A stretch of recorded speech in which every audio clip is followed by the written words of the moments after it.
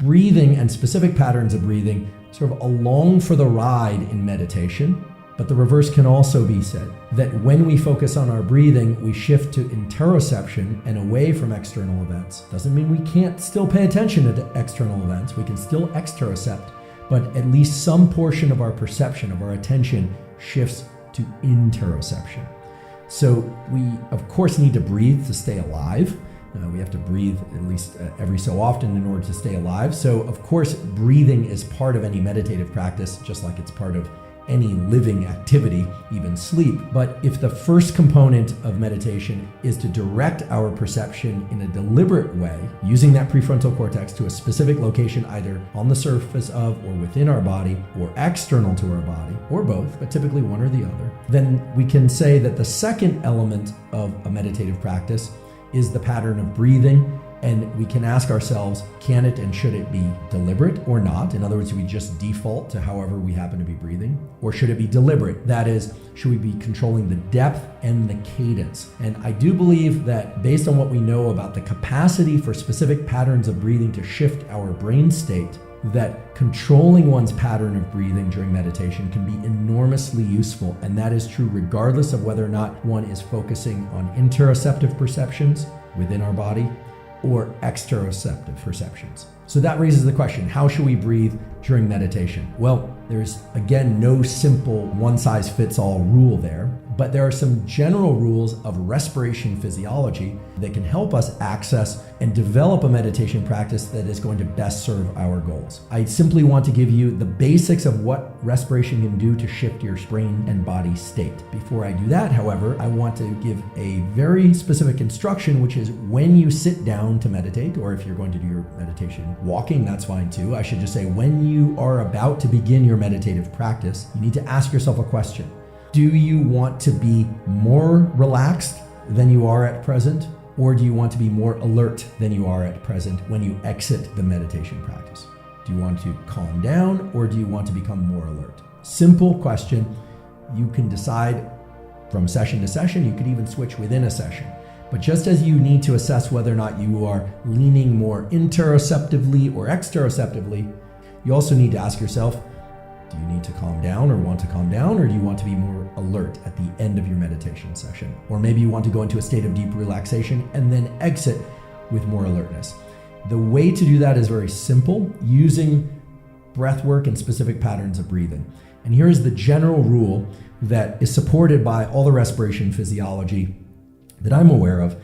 I'm oversimplifying here, but I'm oversimplifying intentionally so you can simply apply the tool. And then, as I mentioned before, we will do an episode all about respiration physiology in the future. Essentially, if your inhales are longer and or more vigorous than your exhales, then you will tend to be more alert, or you'll shift your brain and body towards a state of more alertness. This is simply based on the way that the neural circuits, like the Prebotzinger nucleus and the parafacial nucleus, that govern respiration physiology and alertness, simply the way they work. They communicate with brain areas that release noradrenaline, norepinephrine, etc. In contrast, if you emphasize longer duration and or more vigorous exhales relative to your inhales, you will tend to relax more. You will tend to calm your nervous system. Now you might be saying, okay, I understand what it is to make an inhale longer than my exhale, but how do I make it more vigorous? Well, it simply means drawing more air into your lungs more quickly than you allow yourself to exhale that air. So an example of inhale biased breath work would be,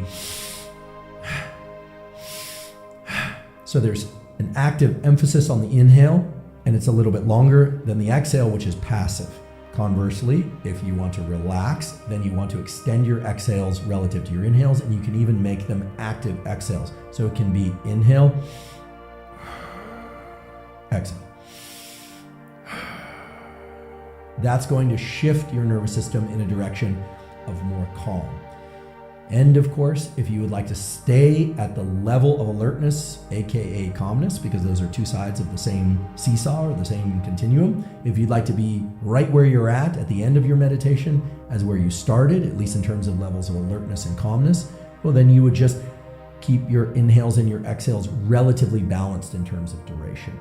Now, the introduction of things like breath holds with box breathing or Wim Hof breathing, typically it's 25 or 30 deep inhale, exhales, deep inhale, exhales, and then exhale all your air, hold your breath for 15 to 60 seconds, and then repeat, and so on. Sometimes some inhales and holds. Well, that's a whole business into itself. But for sake of meditation, the key thing to understand is that if you are going to do a complicated breathing practice, it will, by design, by necessity, shift much of your attention to the breathing practice, especially if it's not cyclic, if it's not inhales follow exhales. Cyclic breathing is where inhales always follow exhales, follow inhales, follow exhales. It actually relies on a specific brain center called the Prebot-Singer complex, discovered by Jack Feldman at UCLA. He was a guest on this podcast previously.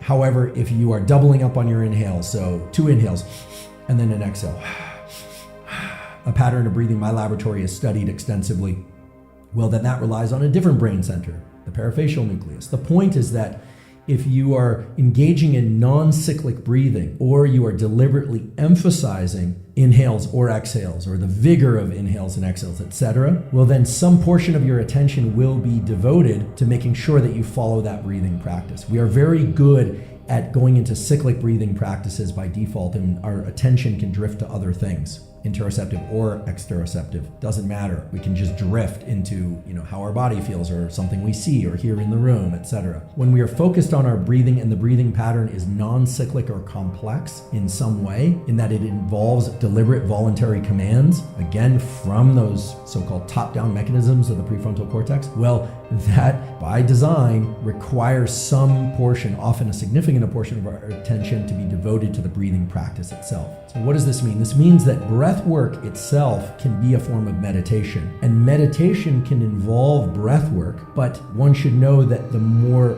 deliberate and unnatural that pattern of breathing is, the less you will be able to focus on other things. Now, this isn't necessarily a bad thing. You can actually leverage this. So for instance, if you're somebody who's very much caught in your own head, right? We talked about this earlier.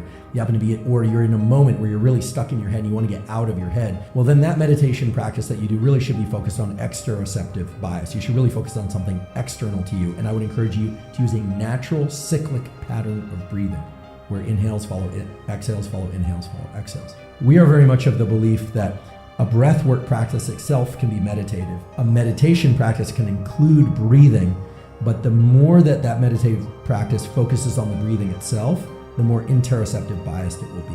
It's very important to understand that an interoceptive biased breathwork practice will have a specific effect, which is to make you more interoceptively aware.